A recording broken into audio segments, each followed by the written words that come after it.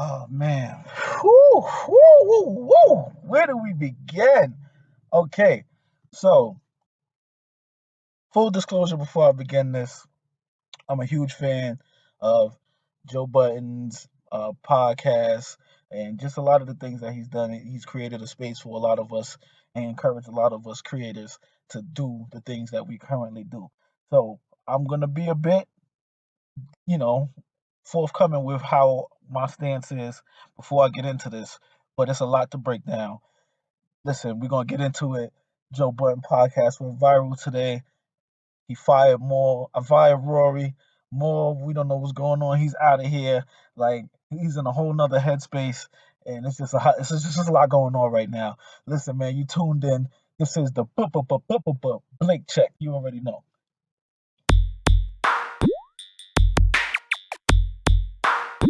All right, man. Now look, listen. This morning I woke up expecting just to see the regular posting for the JBP. And I seen that Joe was trending, right?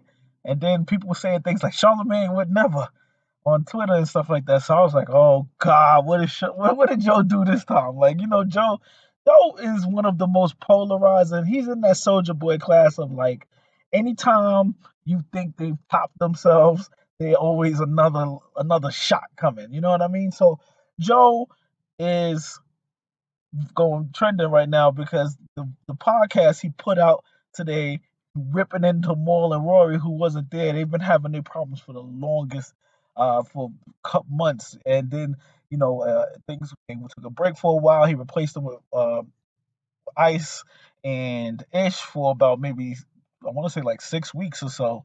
And they finally came back. They tried to work it out, but you could see the tension in the first episode when they came back. You could see by the body language that the way that they were just carrying themselves, that guy Rory seemed like he was still into the idea of potting and doing everything, but Maul seemed like he just was still in his too cool for school type of shit, which is a problem even to begin with as a podcaster, I would imagine, because it's like you have to have the ability to connect and be transparent. Maul has garnered a lot of support throughout the fan base, of course, but it's not because of his transparency. It's just because, some people like his image or the way he conducts himself or the way he expresses certain things. But again, when you're potting with somebody like Joe, who's made his career off being transparent and just putting his life out there, I mean, of course, there's always two sides, three sides to a story, but he gives his narration of his life to the public, to the fans, to the haters, to whoever wants to, pick it apart. So he posts in that transparency spirit. He posts the episode today that they did, thinking he took it down, but by then enough people had heard it, and things started going viral, clips and things like that. So then they rip it down and they put up another like 22-minute clip, right? And they tell you the rest you could get at Patreon. This bastard, Joe, all right? This goddamn bastard, he puts it behind a paywall, which is genius because right now everybody's clamoring to see what the hell is going on. He puts it behind a paywall outside of the clip that they released.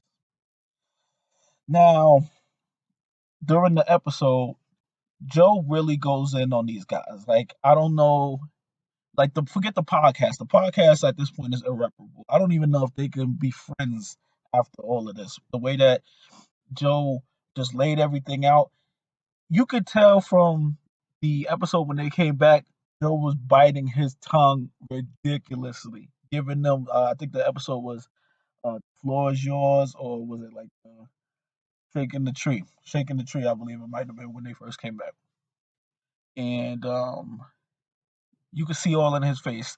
I rarely watch the YouTube episodes because I'm, mostly on the road whenever I'm indulging in the podcast. But with this one, I wanted to see the body language. I'm into all of that shit. When people having uncomfortable conversations, it's a lot that's said without being said when you could just read through people. So, with that, we were able to kind of tell like the kinks wasn't completely worked out. And in that podcast, Joe also said something to Maul that was very key that he didn't allude on at the time, where he was just like, you know, I never would have thought that me and you would have a falling out over Rory. Now, a lot of people accuse Joe of being on some anti-white shit because he do talk that shit about white people a lot of times, but this wasn't that. A lot of people took it to be like on some old, y'all falling out over a white boy type shit. And Joe clarified in this episode really good. He took time out and he explained, like, listen, um, him and Rory's history goes back to living together for, like, 15, 20 years. Who knows how long they go back? And they lived together for almost 10 years. But then at one point, Joe stopped and made a point to clarify, like, Mo lived with him. You dig? So, with that said, that means that when Joe is saying, I would have never expected us or the people in our life would have never expected me and you to fall out over Rory, that means, like, bro, you was a day one. Like, we go deeper than rap. We go deeper than whatever we seeing before us as the visual for this podcast lineup. They have a deep bond and connection. They done been to jail together. They done fuck girls together. They have a relationship outside of whatever it is that they do in business wise contractually. But that's where it gets fickle, because when you start mixing friends and business, and they've never done business before, they just always kept it as friends, things start to, sometimes look a little differently. Perspectives change. People don't share the same visions. When you have a business, sometimes it's a hindrance to go in with the partner, because one day you might look up and your vision for the business is one thing, and your partner's vision is, I want to sell it, and your vision might be, I want to grow it. And because those two visions don't align, it can be a catastrophe, and then you're sacrificing friendship as well as, hurting the business. So I think that's the dilemma that they found themselves in.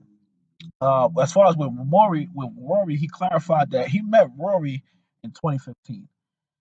Um, I'm a day one, episode one, Joe Budden. I'll name this podcast later, listener, and I had to even be reminded as he took us down memory road that the initial first episode there was no Rory. I know Maul joined later on, but there was no Rory. So Rory came in. He said he never asked him to join the team. He was just one of his friends that was there, and he just had him start potting with him or whatever. But he never went to him on some, I think you're a talent, you should join the podcast and we should rock out together. It was just like he was one of the homies, like how Corey or any of the other guys be there sometimes and they just hop on the mic. So it stuck with Rory, and all these years later, it, it is what it is now, business wise, that they've gone into.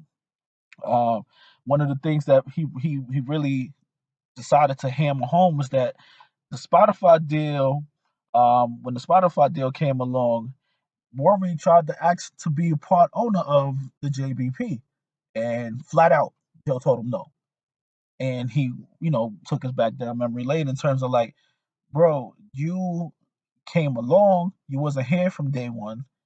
It's my name, and it's you're contractually here, but you are not a owner of this IP, which is, from Joe's perspective, I guess that could be reasonable, right? If I've built something, at some point, if somebody comes along in the early stages, sure, you probably do want some equity in this, and that's something that they can figure out, in some type of way. But ownership is, it's a lot when it comes to business, especially when it comes to business and friends again.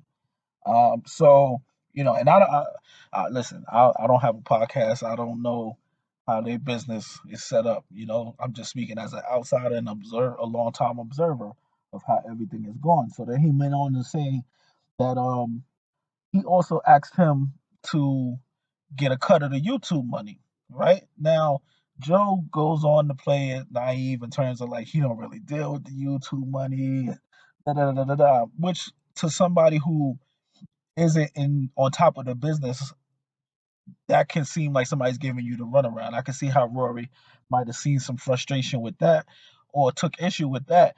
But on the flip side is Joe told him, like, no, you can't have access to the YouTube profits because, of course, it's the Joe Budden network, it's the Joe Budden TV, it's all Joe Budden based type of thing on his channel.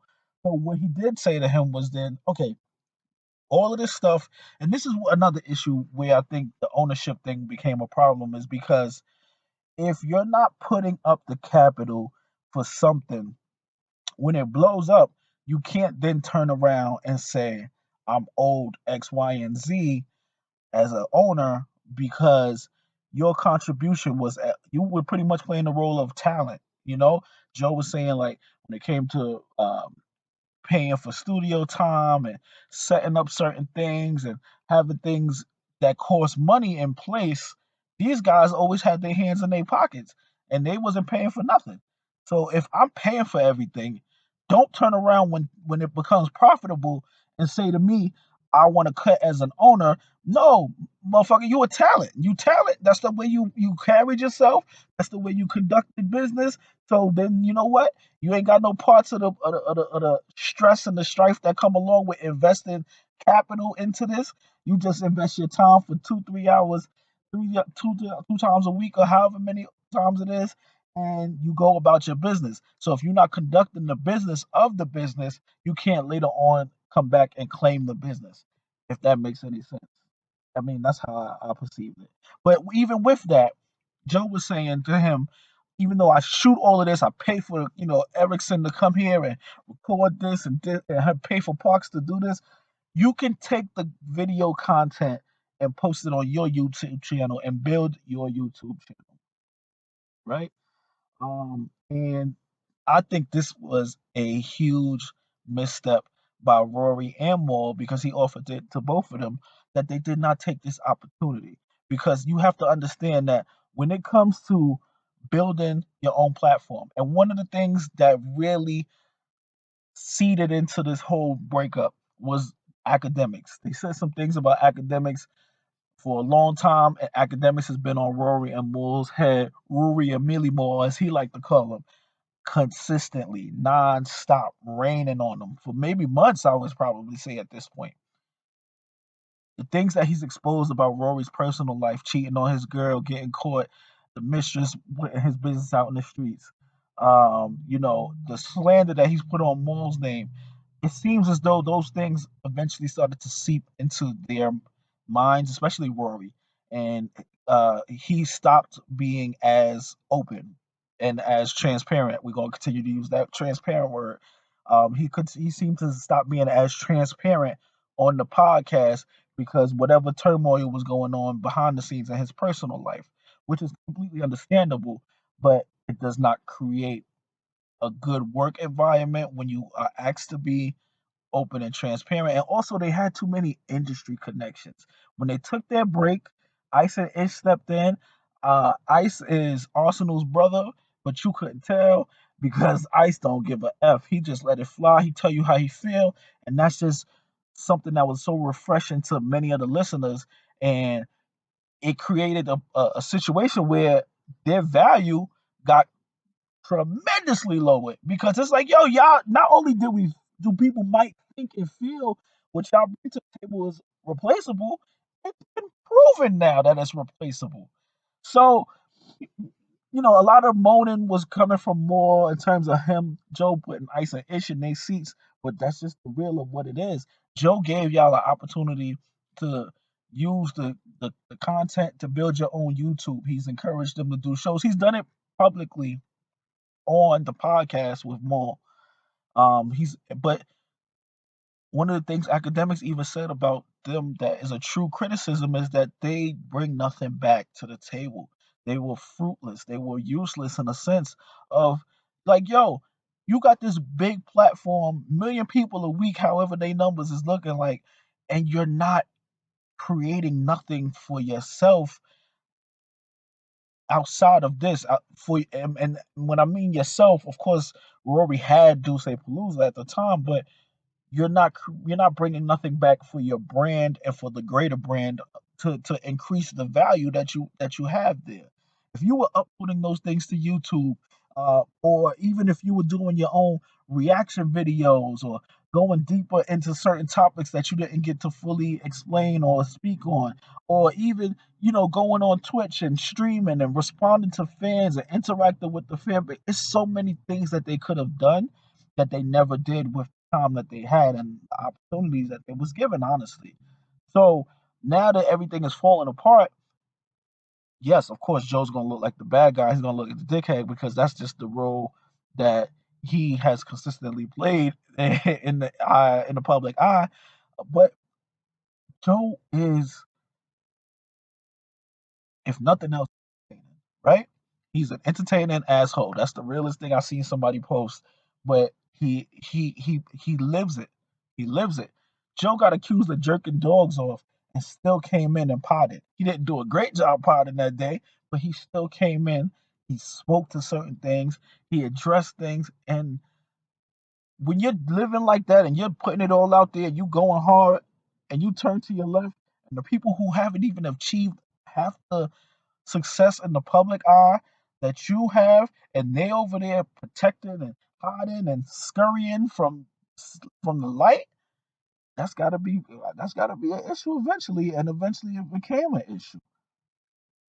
Then you have Rory challenging Joe to fight for weeks and weeks in a jokingly manner, but it was semi-jokingly. And then when Joe revealed that someone came to the podcast to put hands on Rory, and Rory wasn't even with the smoke, then it just makes it even look crazier. Like, bro, what were you doing? Like, what were you doing? But that's neither here nor there. Now, where I want to point the cannon at Joe is, um, when they came to him asking him questions about Spotify, how much they were going to be getting paid, how this thing worked, his answers was a little shaky. It was some shaky bullshit where he was talking about, oh, we got to do projections for the year. Where his manager Ian, who is he comes off real scummy. Like Ian comes off like he ain't the type of dude that you can trust when you're doing business with Joe. Like his best interest is just looking out for Joe, who continues to keep him connected to the dealings, but he might fuck around and snake you. That's the type of vibe he gives off. So hopefully Joe don't get him on the podcast anymore. Keep him the fuck away from the mic. Nobody want to hear what Ian says, thinks, tweets, whatever. Keep him over there. But you know, when Joe called them lazy, he had a point where he cites like Maul is so into fashion. Why he wasn't designing merch for the podcast? Why he wasn't taking the initiative to do certain things that would raise attention to the brand? Then you wonder why he changes the name to the Joe Budden podcast with Rory and Maul in small lettering, because it's like, bro, y'all not bringing enough to the brand to be able to say this is all of us. This is us. So that's where things start to happen. Joe said another big turning point was that when he gave them a raise, they started to ask more questions. And it almost came off to a point and a tone for him where he felt like they were being ungrateful, unappreciative of everything. And, he also admitted that throughout the course of the time together, throughout their podcast run, a lot of times when business things would come up, he would use certain examples to send subliminals to them, even while they were sitting in the room, just to keep them aware of, like, listen, you got it good over here, and those type of things, to have them appreciate the position that they were in. Ian continued to go on and on about how how generous that Joe is and all this other bullshit. And Parks expressed that everybody's paid and things are doing good. And I fucks with Parks, so I ain't really gonna go in on nothing with Parks. But a lot of people saying that Parks was definitely sucking dick all episode. But hopefully we could we could keep it clean next episode. But that's just my review of everything, man. It's hard when you got business and friendship mixed together. It muddies things. It changes people's perceptions of things, especially when people don't understand the business. And that's what Joe seemed to really stress in this, is that they didn't have their business right. They didn't understand the business, and then by the time they tried to understand the business, that shit got sealed. Oh, it was a lot, but it was entertaining. It was entertaining. You definitely gonna get entertainment with Joe.